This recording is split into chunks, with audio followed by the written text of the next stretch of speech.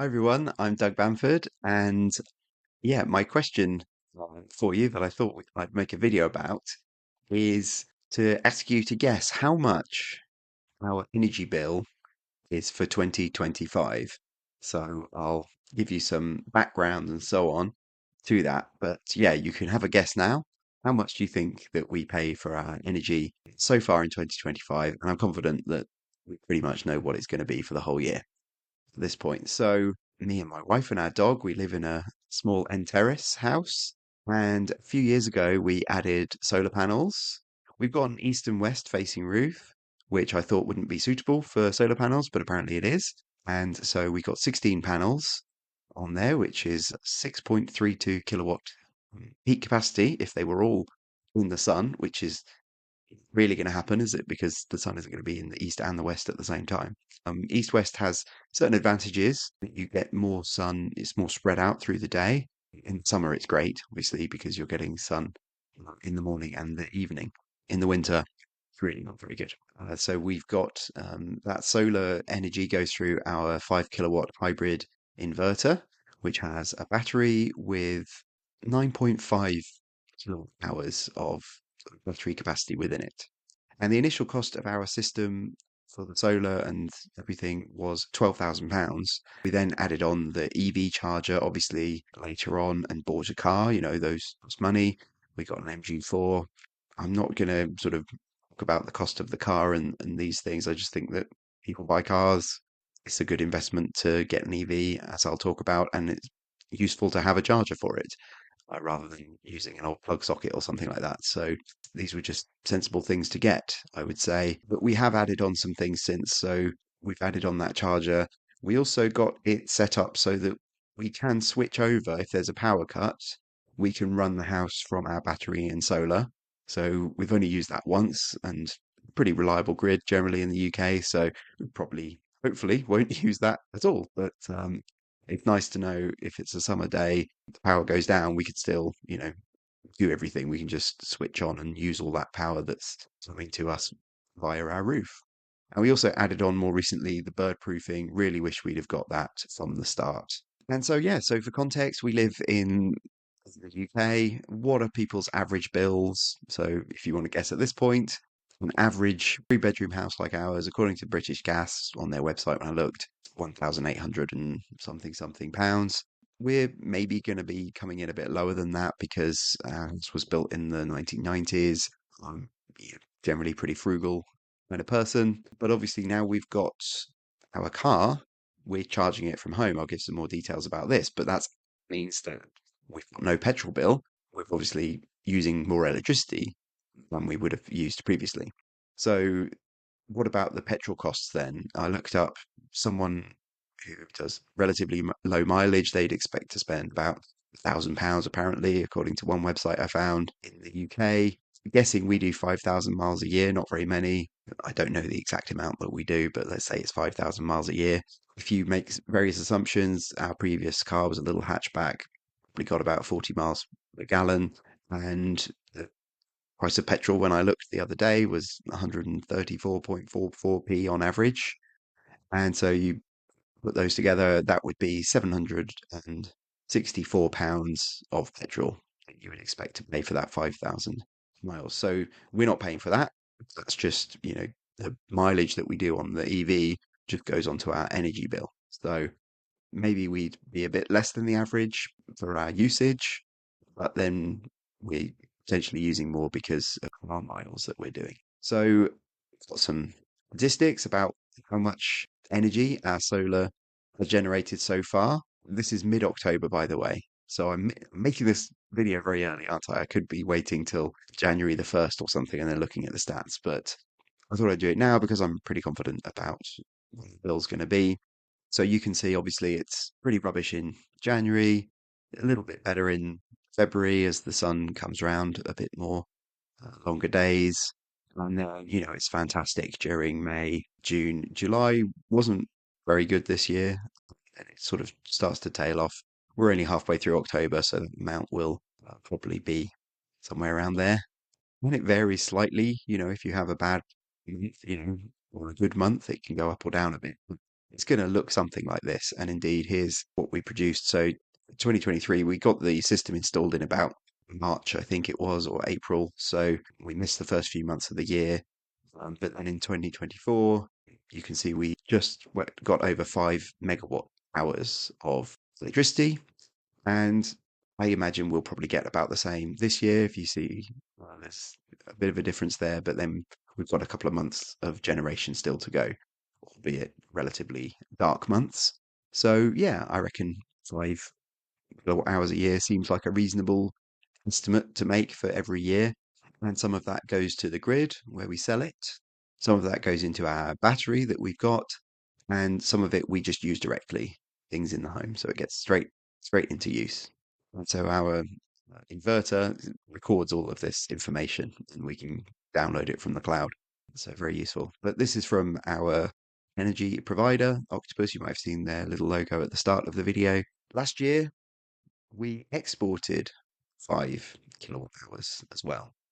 So although it says that we've done what's that about sort of 70 odd% went solar to the grid, we also sent some energy from our battery to the grid. So we put it in the battery, and then in the evening peak we sent it out to the grid. Some days if we had enough spare. So that means that it's actually evened out. We've ended up exporting as much as we generated. So 5 megawatt hours of export. So what do we get out of this system that we spent a lot of money on? Obviously, we've got that 5 megawatt hours every single year is coming in. What would that be worth? Well, it depends what you get paid for it. It depends what it's displacing or something like that. So if we were just on a regular tariff, we have a thing called the price cap in the UK. I think that's around 25.7p. That's the number I put in here. That amount of generation, if we used it all ourselves and we were on that basic tariff that most people are on, that would be worth £1,285. Now, as I said, we are exporting large amounts. Our export rate, it varies during the year depending what tariff we're on. The standard Octopus export rate at the moment that we're on in the winter, that I've just requested going back to, it's October, that's 15p. And actually, we were on a tariff that was nearly 30p over the summer. So we were doing very well during the summer. Not all of the summer. I held off quite late into the summer before switching to that one. So we could have been on the higher payment for longer. But yeah, that's something like 21p during the day and 29p during the evening peak, because that's when there's a shortage of electricity in the country. Everyone switches everything on in the evening. So we get paid quite well for exporting from our solar and our battery during those hours in the summer. We don't have that kind of spare hour in the winter, so we don't bother with that tariff in the winter. But that's not guaranteed. Octopus are offering us 15p at the moment. They could change that any time. And the sort of guaranteed amount that people talk about here is only 4.5p. So if we were just getting that amount that maybe I would have expected to be getting, to be honest, it's been a lot better than I thought. That would only be worth £225 if we were getting that lower amount. So obviously the amount that you make, as it were, from your generation, from having a power plant essentially on your house. That was another idea for calling this video. We bought a power station. The value of it, varies depending on what you do with it, what it displaces, essentially, what someone's going to pay you for it. So we've got this battery as well, and that gives us a lot of benefits as well. So what that means is that we can take the solar power during the daytime. We're saving it in the battery and then using it in the evening, which, as I say, that's the expensive time for electricity. That's the time when the energy providers, they have to turn on these big gas power plants to cover that evening peak every day. And that's the most expensive electricity, and that's the most kind of polluting electricity as well. It's the least efficient gas plants obviously get switched on last. You use the cheaper, more efficient ones first. So they're in the background, they're ready to turn on if they're needed. Obviously, if you've got more power coming from solar and batteries and things like that, you don't need to switch on as many of those gas turbines to power the country. So the battery is doing that. And for us, actually, what we ended up doing was, because we had a cheap overnight EV tariff, we just fill up the battery every night. And you've got that battery full then during the day. So then you sell off the solar during the day. It doesn't go in the battery because it's already full. And then in fact, if you buy it cheap overnight and then you sell it during that evening peak, when power is in high demand, then you're actually making a bit of money. If you're buying it for 8.5p in our case, there are cheaper EV tariffs, but the one we use is 8.5p and we're selling it for 15. So we're making a bit of money each day. But obviously I mentioned as well that the battery is there, is quite useful. It's a backup system. If we suffered a power cut, particularly in the summer, then we've got an option to keep the lights on, keep everything running, put the internet on, and things like that, which is useful for various reasons, such as my job, for instance, as I teach online and things like that. So, what benefits do we get from Octopus? Another thing that Octopus Energy does, other energy companies are obviously available, is that every now and again they'll give you some free electricity when essentially they have too much. So when it's windy and sunny over the summer and the spring, and even a few times in the autumn, they'll say, we've got too much. We're going to have to switch these things off. And wind farms are getting switched off all the time because there's no way of getting the power from the wind turbines to people's houses. Either there's not enough demand or there's just not enough cables to do that. So sometimes Octopus will say, look, we've got too much power. It's usually weekends during the sunny time of the day when it's also windy. But as we get more and more wind power and more solar energy, there's going to be more and more times when this happens. It's not just going to be Sunday lunchtimes and Saturday lunchtimes. It's going to start to be, regularly every week or something like that, and several times a day maybe. That there'll be these surpluses. So, what renewable power means in the long run is free electricity. That's what I'm trying to get across here. So, for us, we've been given these sessions where Octopus say, look, use as much electricity as you can for this hour and we'll make it free for you. So, they've calculated that we've got £31 out of this. And essentially, because we've got a car, we did have electric water heating until it broke. It was quite handy. They give you a free hour. You just fill up all your batteries. You use all, you put the dishwasher on, you put the washing machine on, all these kinds of things. If you can do it then, you do it then. It doesn't always work out. Obviously, there was one time when I was out in the car, so I couldn't plug it in. But often there's something you can do to use that free electricity. So I've had 13 sessions and got £31 worth of electricity. So then I guess my question is, has your petrol provider, the oil company, the gas company, have they ever given you free? Obviously they don't. They want to sell it to you. There's never a surplus of it that they're giving away for free. So we're moving into a completely different kind of world where sometimes there's just too much. So why not give it away for free? What other benefits do we get from Octopus? They offer these schemes where, if you use less when it's, really high demand and they're, like I say, putting on all those extra gas power plants, there's not much wind or something like that. You use less than normal, they'll give you a reward for that. So we were doing that last winter. They're going to do that again this winter. And then, as I've kind of said, with the battery, what we're doing is we're buying power when it's cheap, and then we're selling it when it's more expensive. And Octopus are benefiting from that, but they're sharing those benefits with us. The whole country's benefiting from this battery, right? And we get some of the benefit. Octopus gets some of the benefit, and everyone else gets some of the benefit as well. So it's a win-win-win situation, and that's why there's all these attempts to build all these big, massive battery systems all around the country to absorb the energy when it's cheap and provide it then at the times when it's expensive. So we need loads more batteries to do this, and those can be in people's garages like ours is, and they could be in big sort of fields of shipping containers worth of batteries that are providing this kind of service to reduce the cost of energy, essentially.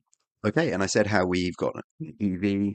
We don't do many miles because we're not commuting at the moment. If you're a commuter, you can save sort of tons of money with an EV. But yeah, I looked it up, found a website that said £1,000 is the average kind of cost of petrol for a low mileage car. I'm guessing we do 5,000 miles a year. I haven't checked, but if we do, then that would be £764 a year if you make those assumptions based on what our previous little hatchback probably used to cost us if we'd have kept that. Our EV, though, I found on one website it said estimate if you've got a cheap overnight tariff, it will cost you maybe £130 for the average driver if they can charge at home overnight. So that's great. So I looked up, for the amount of miles we do and I guess the average cost we pay across the year with different tariffs. Maybe it would be £100 for us for our driving. Essentially, it costs £5 to fill up our battery, is the way I think about it. How many times do I do that a year? I don't know, because I don't always let it run to zero and I just put a little bit in every now and again when it's windy or something like that. But yeah, around the £100. But we don't have to pay extra for that. That just goes onto our energy bill. So that's all included in this. And when you look at these differences in the cost between running an EV and running a petrol car, this is the reason why everyone's going to get an EV, right? If you've got a driveway and you don't have an EV, what are you doing? You're just throwing money away in petrol costs. Maybe there's reasons why an EV is a problem for you. If you don't have a driveway or something like that, then fair enough. But if you've got a driveway, then why aren't you charging your car, running it for a tiny amount of money? Essentially, would be my question to you. So yeah, another thought I had here was, are we saving money on carbon offsetting? So this is something I think everyone should do, morally speaking. Not many people do it. You look at your annual carbon or carbon equivalent emissions, and you pay for some sort of project which reduces the amount of carbon in the atmosphere by that amount. It's very morally controversial, you just kind of paying to wipe your slate clean or something like that and getting out of making difficult decisions yourself. Are these things too cheap? There is that worry that the carbon offsets are actually a bit dodgy and not really reliable and all that sort of thing. But it's something I've done in the past. And so maybe by having solar panels and everything like that, I'm actually making savings on my carbon offsetting as well. So at the moment, if you put solar panels on your house, then that just means that less gas is being burned to generate electricity in the UK. So every solar panel at the moment, until we've got too many solar panels, too many, more solar panels than are needed to cover all of the electricity in the country, then it's displacing gas. So I reckon the amount that that's displacing from us is about a ton of CO2 per year, if that's the case. And obviously, with our battery as well, we're really helping to shift from overnight when it's lower carbon emissions on the electricity grid, it's more nuclear and wind and that sort of thing, or during the day when there's solar power on the grid, obviously including our own. We're filling up the battery during those times, and then we're pushing out the power during that evening peak where there's a lot of gas burn. So the solar and the battery are decarbonizing the grid, essentially, reducing the amount of CO2 emissions. And I've estimated a ton a year. And the car as well is obviously reducing greenhouse gases because I don't know how people don't realize this, but when you have a fossil fuel car, an internal combustion engine car, that stuff you're putting in the tank, that gets burned and that produces CO2. Obviously, you can't see it, but it's just pumping CO2 out when you're running the engine. So a low mileage car will probably produce around 2 tons of CO2 per year, depending on the details, but roughly 2 tons. An EV depends on the grid exactly, what kind of electricity you're using. In the UK, we've closed all our coal power plants now, so it's just gas and wind and solar and nuclear and a few other things. But yeah, let's guess at the moment it's zero point 0.2 tons of CO2 per year. Every year that's going to get less. Every year that's going to drop and drop and drop. And when we've got loads and loads of wind and solar, the usage is going to be virtually zero. Now, obviously, EVs, there's pollution involved in making them. Still you're making a car and a massive battery and that sort of thing. So you could say, well, you should offset that as well. Technically, ours was secondhand. Ideally, someone would offset the EV in the first place. But roughly per year, If we assume £63 per tonne, it's probably quite a low amount. I just got that from the UK government statistics, what they're currently predicting their cost of carbon per tonne is. I'd probably want to say we should be much more aggressive at decarbonisation. And so really it should be much more than that. People should be paying this amount of money for every ton of CO2. So we have to do it ourselves and take on responsibility for ourselves. Government's doing some things well, but it's also a bit reluctant to charge people for their pollution in some other instances. So what then is your guess? You can, if you haven't put a guess in already, you can now put in the comments for the video. How much do you think we've paid for our energy bill in 2025 with all that you've heard so far? So, did you think it was zero? Because the first year we had our solar panels and everything like that, we were really close to zero. It was about £5, £4.50 or something like that was our energy bill for the first year. But this year, now we've got the EV, sadly, that wasn't the case. So essentially, the way it works with Octopus is that we don't have a standing charge. They don't take money out of my account every month like they do for most people. They just set up the account. I swear I don't remember changing it, where just at the end of every month they just charge me whatever it says on, whatever the balance is. They get it back to zero at the end of the month. If it's negative, if it's positive, they just leave it as credit. So what has happened is that we got our solar panels installed in March and we just built up credit during the summer. And then that got us almost through the winter when we weren't making as much money from the solar. So essentially, by the time it comes round to the start of the year, we're in credit. And then the question is, will that credit last us all the way through till spring?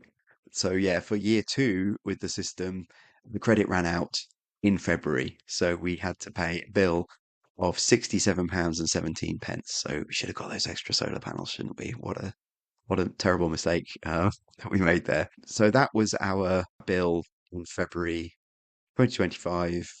Well, we paid it in March because at the end of February we were £67 in deficit. And right now we're in early October, well, mid-October now, but our October balance is £302 and 60 pence. So this is the screen grab from our Octopus account on their website. As you see, we pay a variable amount. So literally all we paid in 2025 to Octopus was £67.17 at the end of the winter. So the reason why I'm pretty sure I know how much we're going to pay in 2025 as a calendar year is because we've got £302 in credit.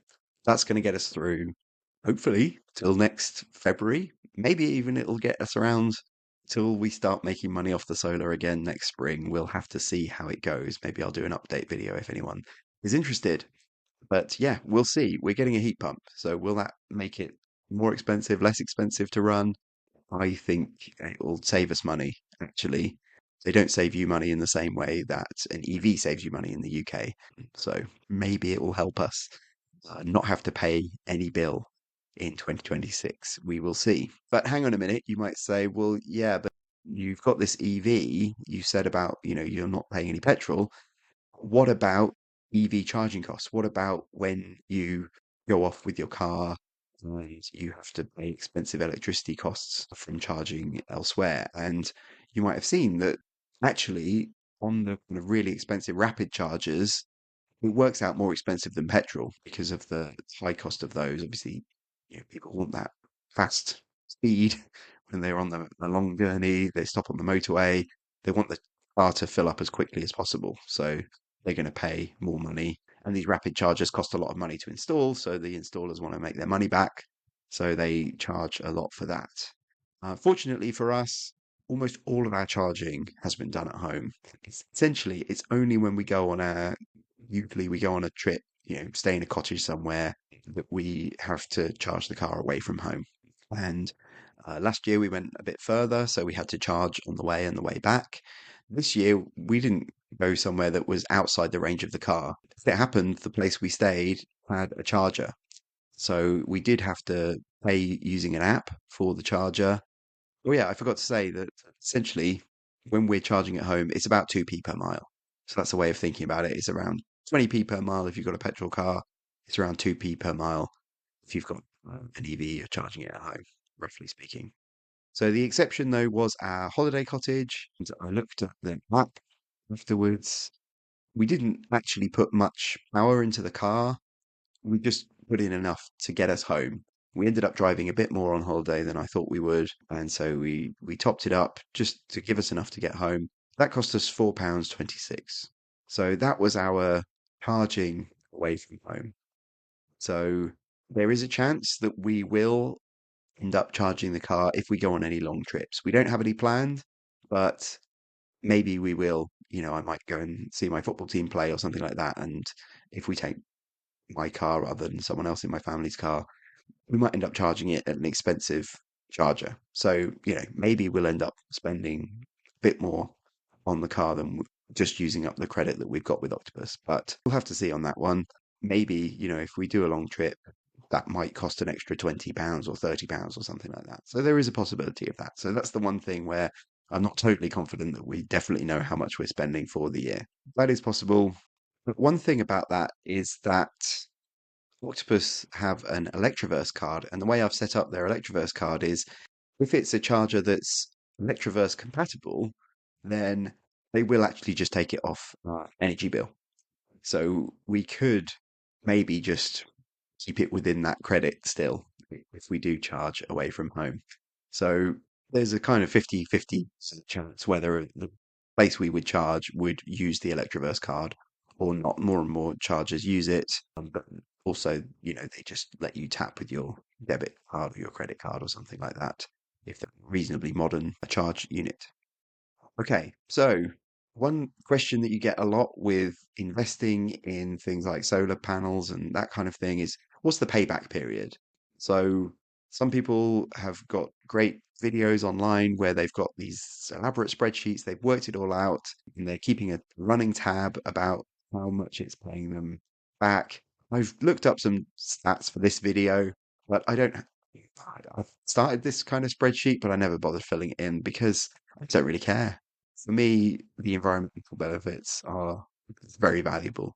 Like I say, offsetting my carbon emissions, don't want to be contributing to global warming, essentially. So I would pay money to do this. I have paid money in carbon offsetting. Things like solar panels are kind of like a form of carbon offsetting at the moment. So yeah, there's the environmental benefits, but also you can't predict how long it's going to take to pay back because it depends on the future tariffs. Actually, ours is earning us a lot more money than I thought it would. So it's paying back much more quickly than I thought. That might change, so maybe it'll pay itself off really quickly at the start and then it'll start paying itself off more slowly at the end. Maybe with our heat pump, it'll pay off quicker than we thought. So maybe it'll be 5 years, maybe it'll be less than 5 years for this to pay itself off. Or maybe it'll end up being something like 9 years to pay it off. I yeah, probably guess, it'll be 5 or 6 years, but we'll have to see, and I'll probably never bother working it out. But the solar panels themselves have a warranty for 25 years. So once it's paid off, it's all profit from then on, isn't it? The inverter and the battery, I should say, have a warranty for 10 years. So maybe they'll fail after 12 years, and I'll have to get a new inverter and battery. Probably a new inverter and battery at that point will be cheaper and better than the one we've got. We'll just have to see how long it lasts. Obviously, that'll be an extra cost to replace those. Maybe we'll want to add more batteries anyway, or something like that. But as I say, once it's paid off, it's free energy. And I'm not someone who can give financial advice. I'm not, trained to do that, and I don't have the license to do that kind of thing. But there's a YouTube channel, Gary Does Solar, out there where he has tried to work out whether it's actually better investment to get solar power rather than put your money in, investment fund or something like that. And he thinks that given that you end up with free electricity once it's paid off, it's actually a really good investment. And I'm inclined to agree, basically, based on my experience. But yeah, it seems like a sensible thing to do if you've got a suitable roof, particularly, if you've got an EV, or you're thinking of getting an EV, or you have a heat pump, you're thinking about getting a heat pump, then it makes a lot of sense.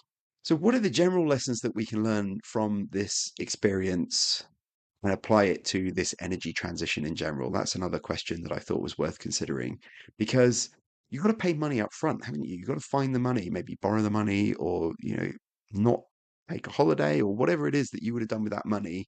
You're instead spending it essentially on infrastructure. In our case, it's the infrastructure of having all the wiring, the solar panels, all that kind of thing. It's money up front that you've got to find to get that better infrastructure. But the long-term benefits are significant. So the low costs of running your life essentially after this. Yeah, as I say, Gary Darsola is suggesting this is a sensible investment. Maybe not if you get into a huge amount of debt, then you've got to pay off the debt on this. But if you've got access, it's one of these things, isn't it, where, the people who are more fortunate can actually get further benefits, and if you're people in poverty, life costs them more. It's a cruel irony there, isn't it? But if you can scrape together the money, or if you can afford to you get hold of some sort of deal where you can get 0% finance, there's lots of ways to help you find the money for this, like your mortgage provider or something like that. Then there are ways to do this. But yeah, we're very fortunate. Obviously, we own our own house. We've got our own driveway. We can save huge amounts of money.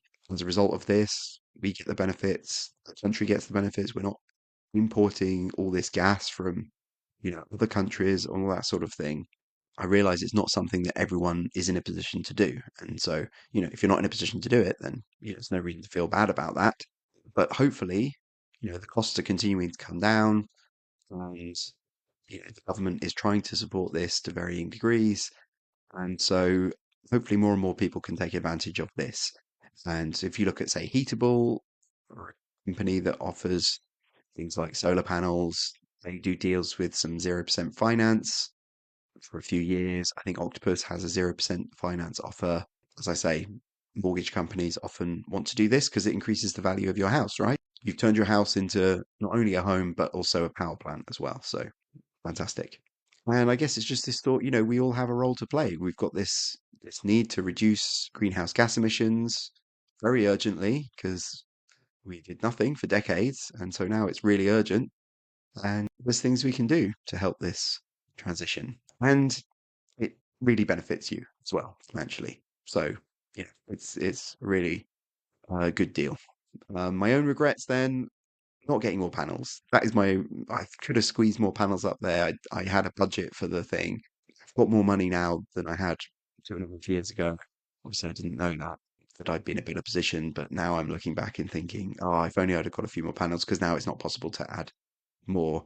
Because obviously our electricity usage goes up with this energy transition, right? Because we've got an EV now, so we're using more energy at home.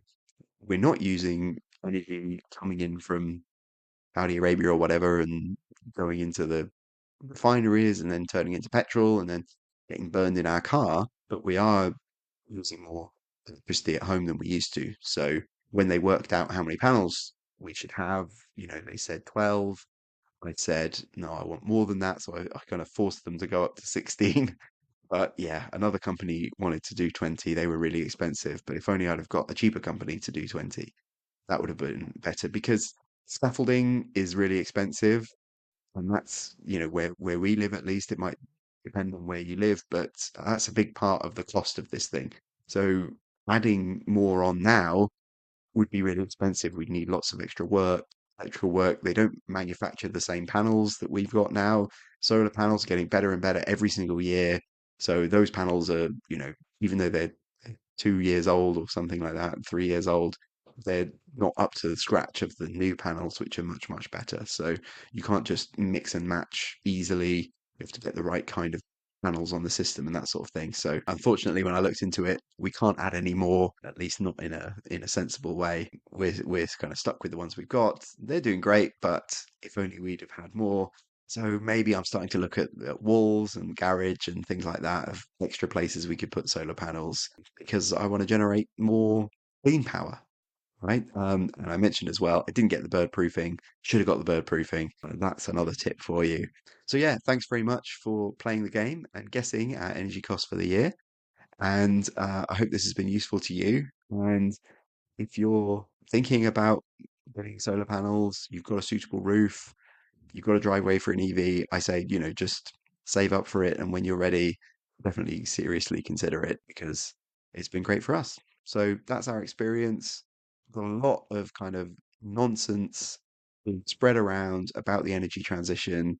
And I just wanted to say it's great. It's making the world a better place. It's making our lives better.